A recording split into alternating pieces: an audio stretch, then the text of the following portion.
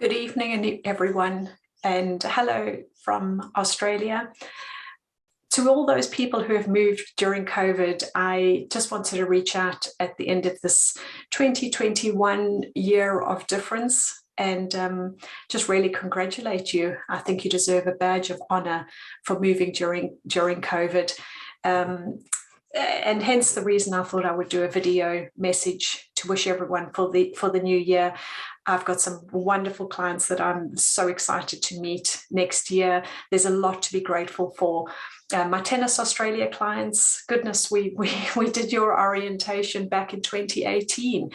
And you're pretty much on the plane, about to arrive. The house is ready, the beds are made. We're super excited to see you again.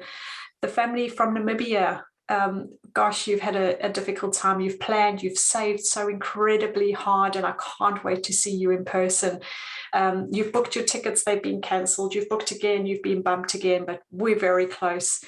The family from my hometown of Durban in South Africa, you so wanted to be here for the Boxing Day test match. Couldn't quite get there, but we're this close. We are this close. To my beautiful families and people that I've moved from Hong Kong this year, one lady in particular springs to mind, so brave. It was her first time moving out of her family home. Not only that, but she'd never driven before. So to move to a vast country like Australia and take up driving on our roads is just incredible, and just so proud of her and all the other clients. It's just been absolutely wonderful. We've got 6 families arriving between the 4th and the 10th of January, and I couldn't be more excited. We've got British who are looking forward to escaping the winter blues. We've got returning Aussies. We've got quite a few returning Aussies who are looking forward to being reunited with their families.